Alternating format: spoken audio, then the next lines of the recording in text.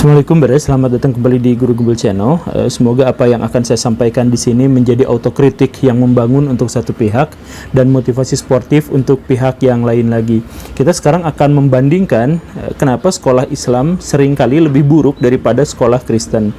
Bukan hanya terlihat penampakannya seperti itu, tetapi memang kalau kita lihat statistik, misalkan yang dikeluarkan oleh pemerintah atau lembaga-lembaga tertentu, sekolah-sekolah Kristen memang lebih baik secara prestasi dan akademik daripada sekolah-sekolah berbasis Islam. Adapun definisi sekolah Islam atau sekolah Kristen itu kita gunakan yang umum saja. Pertama, jika mereka menggunakan simbol-simbol agama dalam kurikulum mereka, yang pertama. Kemudian yang kedua, ketika mereka menerapkan pelajaran-pelajaran khusus atau materi-materi khusus di agama mereka dalam pembelajaran keseharian, yang kedua. Kemudian yang ketiga, ketika mereka berafiliasi dengan lembaga-lembaga agama tertentu. Nah, dengan tiga kriteria itu, maka kita sebut bahwa itu adalah sekolah Islam atau sekolah Kristen gitu ya. Saya akan isi video ini dengan pengalaman pribadi saya dan ditambah dengan sedikit penelusuran dari luar. Jadi dalam artian begini Baraya, apa yang akan saya sampaikan ini adalah sebagian besar berupa opini pribadi. Kenapa saya berani mengatakan seperti itu? Saya pikir sih selama ini saya sudah mengajar selama 12 tahun, kemudian terlibat dalam 3 pembangunan sekolah dan 3 pembangunan sekolah abal-abal. Kemudian saya juga sudah mengajar di seluruh jenjang pendidikan dari mulai TK sampai universitas dan mengampu sekitar 9 pelajaran yang berbeda di banyak tempat dan 21 pengalaman mengajar di lembaga yang berbeda-beda, sehingga saya pikir sih sampai sejauh ini cukuplah untuk beropini tentang apa perbedaan atau apa keunggulan sekolah Kristen dibanding sekolah Islam. Sebelum tukang tahu bulat lewat, yuk kita mulai.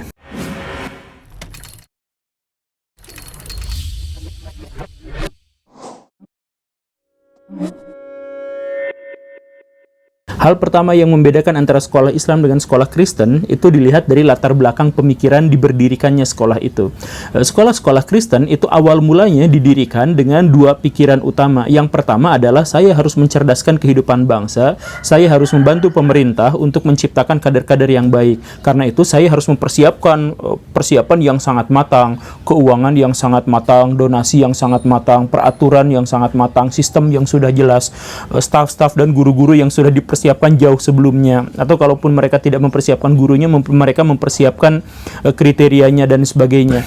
Nah, pikiran-pikiran seperti ini untuk menunjang tujuan yang kedua, yaitu bisnis. Jadi orang-orang Kristen itu berpikir bahwa sekolah itu bukan hanya untuk mencerdaskan bangsa, tetapi juga untuk bisnis. Kenapa bisnis? Agar sekolah mereka itu bisa bertahan, agar sekolah mereka itu tidak menjadi mengemis uang pemerintah.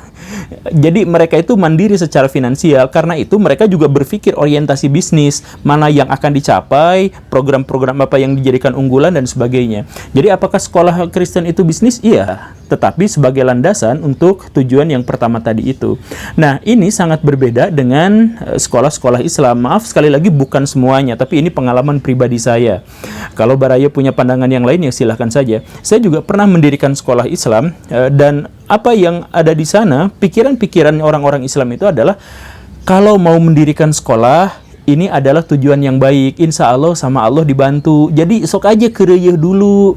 Nanti sistemnya urusan nanti pendanaan mah nanti. Yang penting kalau kita sudah berjalan dengan ikhlas, dengan tulus, dengan baik dan sebagainya, maka nanti rezeki pasti akan mengalir. Nggak akan mengkhianati kita. Rezeki mah nggak akan kemana. Udah diatur sama Allah Subhanahu Wa Taala. Pikiran-pikirannya itu seperti itu. Jadi masa depan, sistem itu urusan belakangan, urusan nanti. Yang penting dirikan aja dulu dengan penuh keikhlasan. Karena nanti pasti Allah akan bantu. Justru dengan pikiran seperti ini aja udah mengkhianati keikhlasan itu. Baraya gini, kalau ada orang yang ngomong misal ya, saya mau ikhlas, nah itu pasti nggak ikhlas. Kan gitu ya. Ya pikiran sederhananya seperti itu. Dan seperti dilihat dari tujuannya, target mereka itu jangka pendek, mereka nggak pikir jangkau ke depan bagaimana, ya penting jangka pendek nanti kita bisa menghidupi. Karena itu ketika mereka cari guru misalkan, udah diceramahin sejak awal tentang ceramah bab keikhlasan. Jadi guru datang lamar, ya maaf ya ada sekolah ini mas seadanya segini, ya namanya juga sekolah itu kan berarti ngajar anak-anak, ini amal jariah, ilmunya disebarkan ke anak-anak. Jadi jangan dulu berpikir soal money oriented ya, jangan dulu mikirin soal gaji, soal uang, di sini mah apa adanya seadanya aja. Yang penting nanti di akhirat punya tabungan. Nah, jadi pikirannya itu menjual akhirat, menjual agama untuk dijadikan bumper kelemahan dan kesalahan. Dan karena itu, maka sekolah-sekolah Islam itu banyak yang masuk ke dalam lingkaran setan. Misal begini, karena guru dibayar seadanya, maka guru itu akan memberikan pelayanan pendidikan yang seadanya. Ya, biasa itu mah sudah hukum kemanusiaan ya.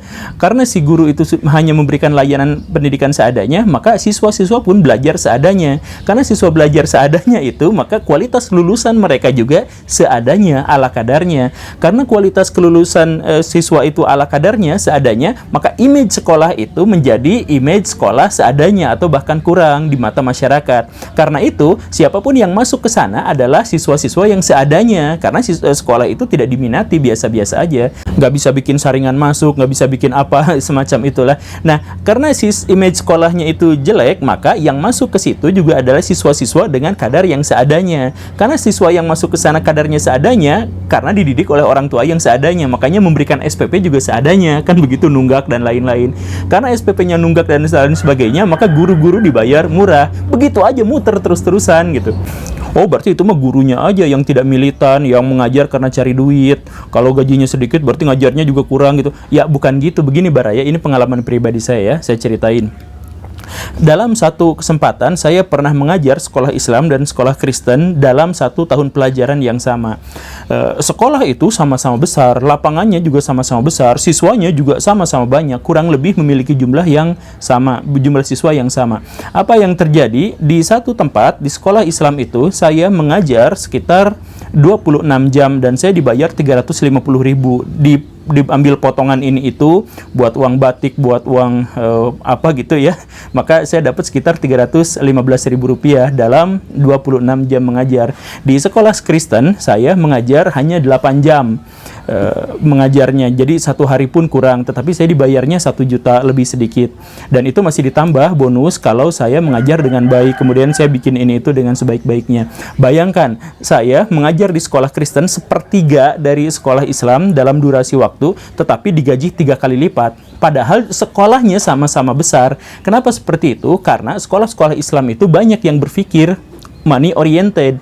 Jadi guru-guru dipres tapi gajinya kecil, sedangkan sekolah, yayasan apa dan sebagainya besar. Makanya kita juga bisa melihat perbedaan antara yayasan pendidikan Kristen dengan yayasan pendidikan Islam. Yayasan pendidikan Kristen itu sejak awal memang sudah sangat besar, sangat kuat. Makanya ketika mereka mendirikan sekolah, mereka siap untuk nombok 10 tahun sekalipun. Gak apa-apa saya ngegaji guru yang besar, kan banyak sekolah-sekolah Kristen yang siswanya masih sedikit tapi ngegaji gurunya tuh tetap besar sekali. Nombok, tapi mereka berani demi kualitas. Nah, sedangkan sekolah-sekolah pendidikan Islam itu biasanya sekolah kecil dan mendirikan sekolah karena untuk mencari nafkah gitu.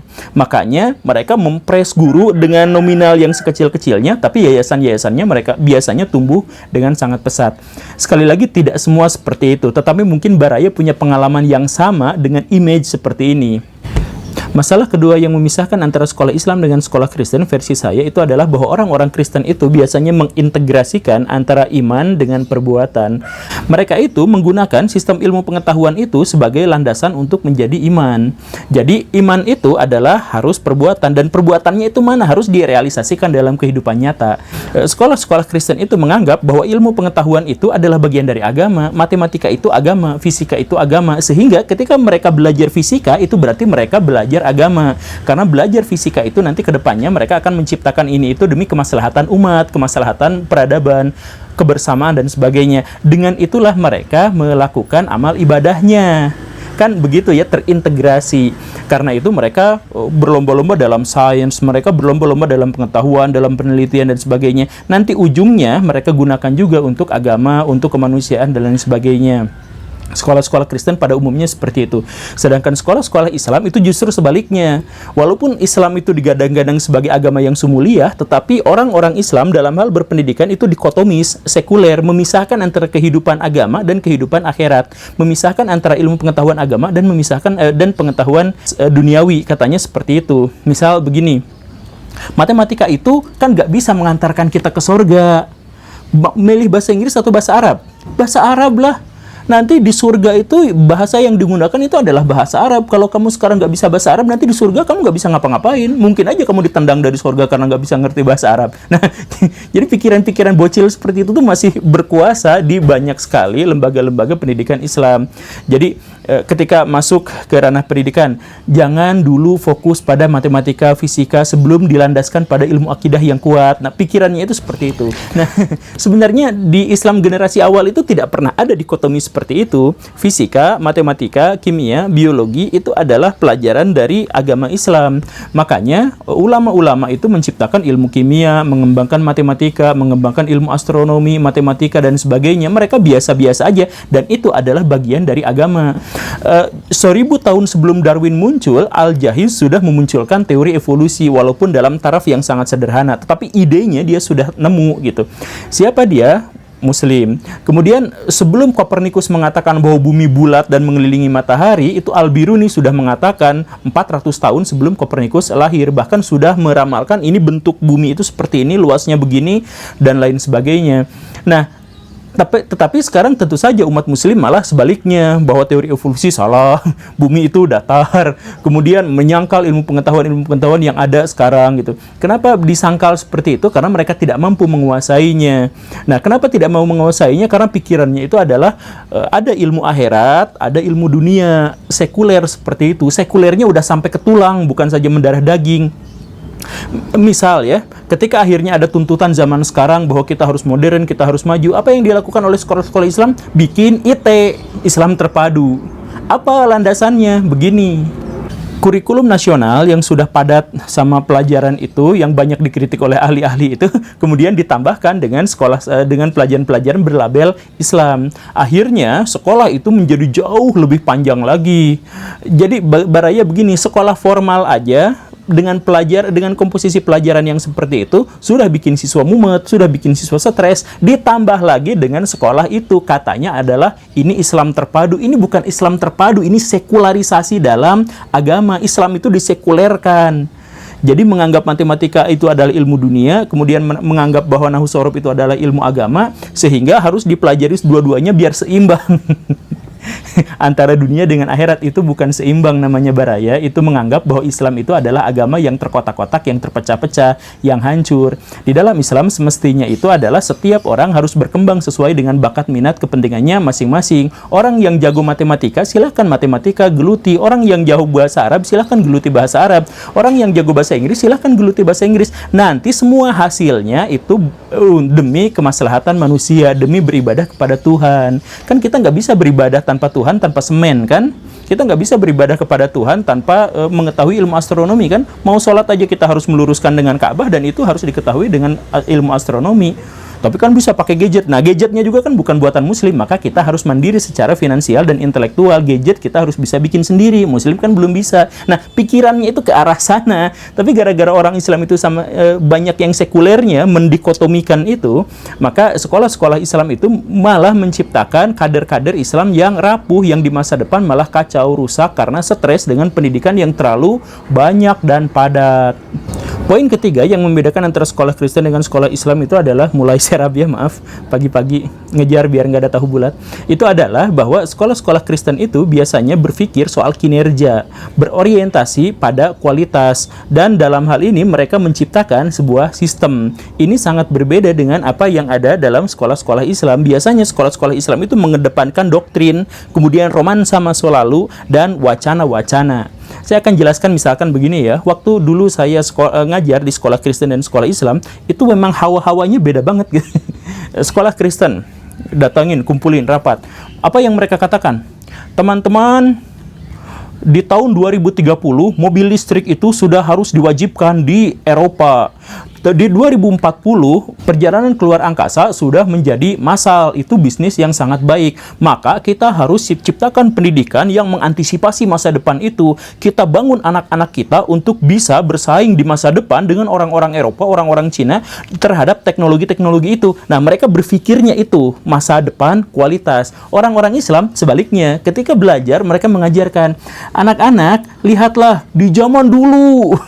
Di zaman dulu ya, Alfa Al-Farabi sudah menciptakan musik. Sekarang kita kan bisa mendengar musik kayak gimana. Itu adalah hasil peradaban Islam. Lihat Ibnu Sina di masa lalu sudah bisa menciptakan buku obat-obatan yang masih dipakai oleh orang Eropa abad ke-18. Luar biasa kan?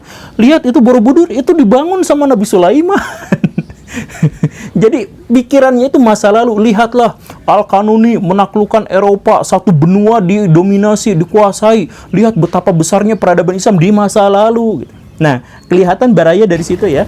Jadi karena melihatnya masa lalu saja, maka yang mereka kumandangkan itu adalah wacana-wacana. Misal begini, Islam itu adalah satu-satunya agama yang mengajarkan kebersihan. Di mana ada ajaran agama yang sampai detail ngomongin soal sikat gigi, kebersihan tubuh? Kan nggak ada. Ya kalau memang kenyataannya begitu, kenapa itu sampah-sampah di kelas berserakan?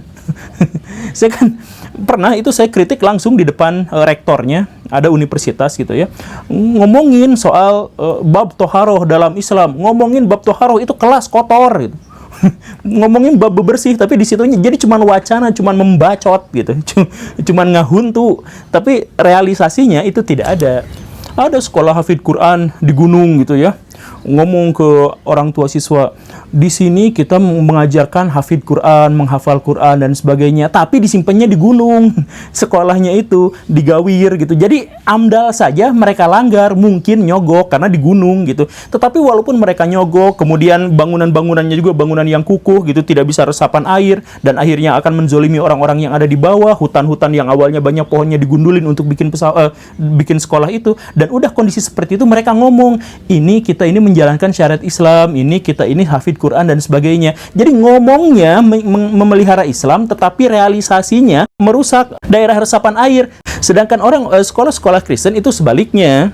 Jadi ketika mereka memikirkan seperti ini, kemudian mewacanakan seperti ini, kemudian mereka merealisasikan di dunia nyata seperti itu, bahwa kita di masa depan akan seperti itu, maka kita harus mengantisipasinya. Kenapa? Kalau kita sudah bisa mengantisipasinya, maka kualitas anak-anak kita menjadi baik. Karena kualitas anak-anak kita menjadi baik, maka kita bisa memberikan kebaikan buat masyarakat. Memberikan kebaikan buat masyarakat itu adalah ibadah mereka dan direalisasikan. Ya, tapi seperti yang saya sampaikan di awal, ini sebenarnya adalah otokritik yang membangun, saya harap, untuk satu pihak ya. Jadi jangan dulu marah-marah, jangan dulu baperan, dan ini juga bisa dijadikan motivasi sportif untuk pihak yang lain yang tadi sudah saya sebutkan. Saya harap sih baraya semua bisa menambahkan, karena apa yang saya sampaikan di sini itu adalah opini pribadi, 3 poin, karena sebenarnya tentu saya jauh lebih banyak, 3 poin berdasarkan pengalaman pribadi saya. Semoga bermanfaat. Saya Guru Gembul, silakan simak video saya yang lain. Assalamualaikum warahmatullahi wabarakatuh.